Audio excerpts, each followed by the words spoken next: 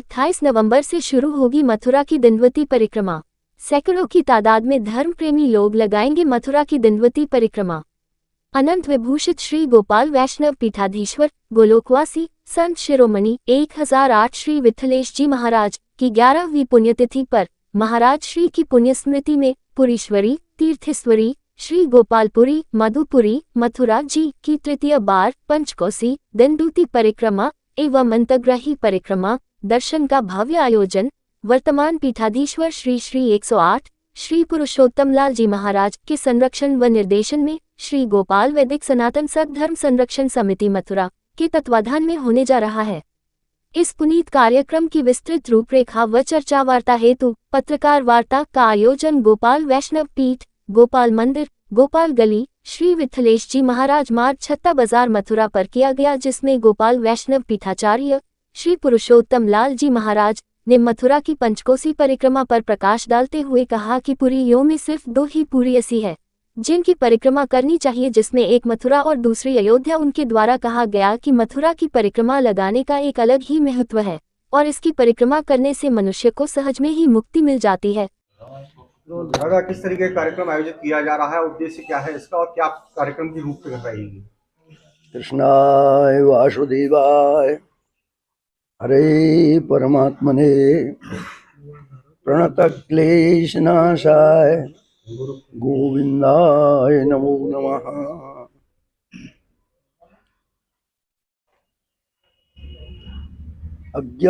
अज्ञानतिमिरान्धस्य ज्ञानाञ्जनशलाकया चक्षुरुन्मीलितं येन तस्मै श्रीगुरुवे नमः।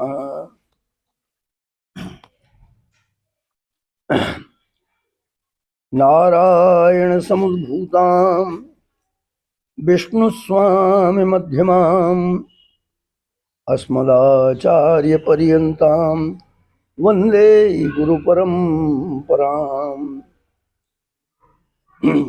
वसुदेवसुतं देवं कंसचाणूरमर्दनं देवकी परमानन्दं कृष्णं वन्दे जगद्गुरुं।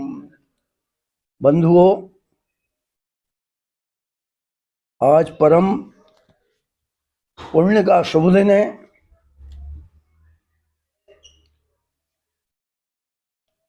आज हम जिस विषय में इस गोष्ठी को कर रहे हैं, एक पुण्यात्मा की जो कि प्रेरणा है। आप सभी जानते हैं कि अपने गुरुजी श्री गोपाल वैष्णव पीठाचार्य गोलोकवासी महाराज श्री की 11वीं पुण्य तिथि, उसके ही उपलक्ष्य में उस प्रसंग में भगवत प्रेरणा से मथुरापुरी की दंडवती परिक्रमा, अंतर्गृही परिक्रमा और पैदल दुग्धधार परिक्रमा, इन तीनों कार्यक्रमों को साथ में लेकर के एक आयोजन जो अपनी श्री गोपाल वैदिक सद्धर्म संरक्षण समिति है, उसके उत्सव आयोजनों की श्रृंखला में इस बार इस आयोजन के लिए कर रही हैं। महाराज श्री के प्रथम पुण्यतिथि पर, चतुर्थ पुण्यतिथि पर हम 2 बार मथुरापुरी की पंचकोसी दंडवती परिक्रमा को कर चुके हैं, दुग्धधार को भी कर चुके हैं। तो सभी भक्तों के सेवकों के हृदय में ये आया कि अब 10 वर्ष पूर्ण होकर के 11वीं पुण्यतिथि है, तो बाबा की स्मृति में ये भी कार्य फिर हो जाना चाहिए।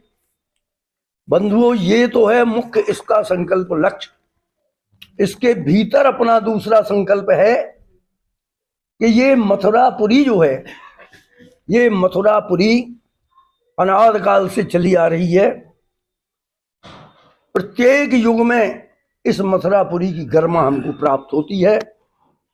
भारतीय जितने भी वेद पुराण धर्मशास्त्र इतिहास, उन सभी में मथुरा की विशेष महिमा हमारे लिए प्राप्त होती है।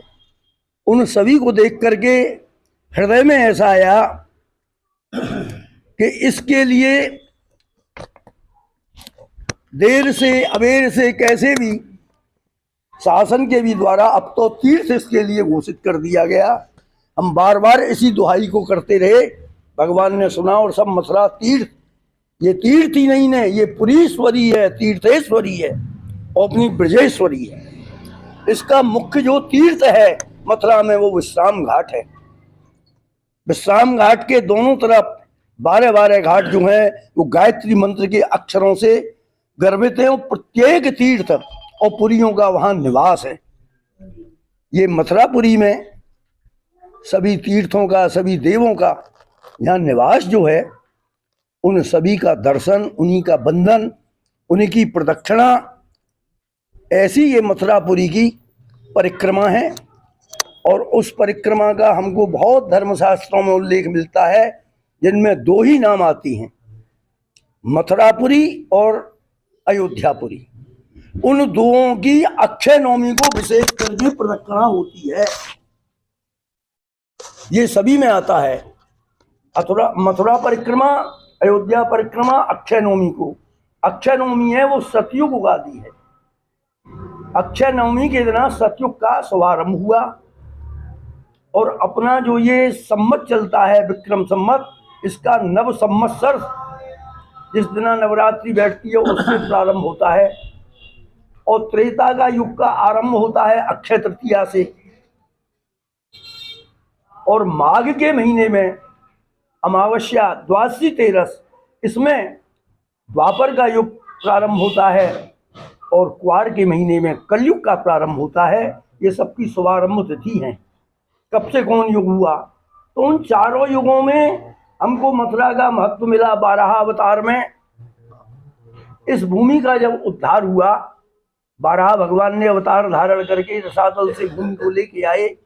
मार्ग में हिरण्याक्ष ने रोका, उसका वध किया और भूमि को लेके आए तो जलमग्न चारों तरफ स्थलों को देखा, कहाँ इस भूमि को ठहरा में।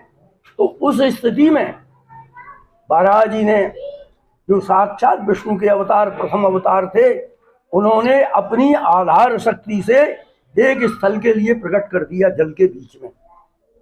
उस स्थल के ऊपर डाढ़ा से उतार करके वो भूगोल मंडल जो था, उस ब्रह्मांड मंडल भूगोल को उस पर स्थापित किया और आधार शक्ति से उसको जल के ऊपर टिका दिया, उसको आशीर्वाद दिया। मथुरा के प्रदक्षिणा के संबंध में बारहा पुराण में विस्तार से वर्णन प्राप्त होता है। बारहा पुराण में कहा गया है कि मथुराम समनुप्राप्य यस्तु कुर्यात् प्रदक्षिणाम प्रदक्षिणी कृतातेनो सप्तद्वीपा वसुंधरा। सप्तद्वीपवती संपूर्ण पृथ्वी की प्रदक्षिणा करने से जो पुण्य फल प्राप्त होता है, वह फल मथुरा की प्रदक्षिणा करने से प्राप्त होता है। गोपाल वैष्णव पीठ के तत्वावधान में यह जो श्री मथुरा जी की दंडवती प्रदक्षिणा तृतीय बार प्रारंभ की जा रही है, ये 28 नवंबर के से प्रारंभ होगी। 28 नवंबर को मथुरा की जो अंतर्गृही परिक्रमा है वो परिक्रमा की जाएगी। शास्त्रों में ऐसा वर्णन है कि जब तक अंतर्गृही प्रदक्षिणा न की जाए तब तक मथुरा की या ब्रजमंडल की परिक्रमा नहीं की जाती।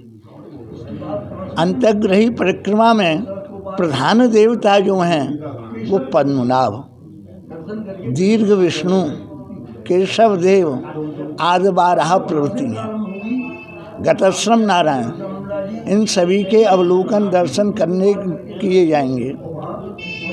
तारीख 29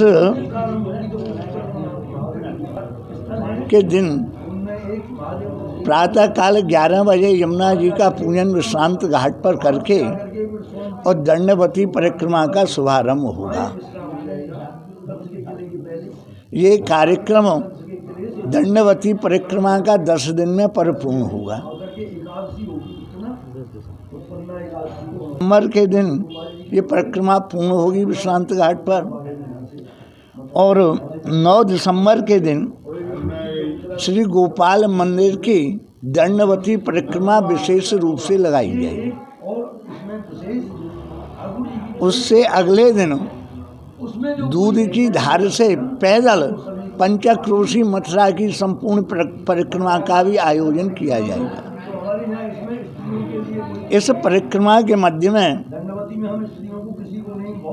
महामंडलेश्वर स्वामी गुरुशरणानंद जी, मलूकदास पीठाधीश्वर राजेंद्र प्रसाद जी और अहमदाबाद के गोस्वामी श्री तिलक बाबा, उनके आने की संभावना है। ये सब अपना शुभाशीर्वाद प्रदान करने के लिए मध्य मध्य में आएंगे। सभी धार्मिक जनों से पुनः यही आग्रह है कि इस धार्मिक आयोजन में सभी प्रकार से सम्मिलित होकर उत्सव की शोभा बढ़ाएं। जय गोपाल।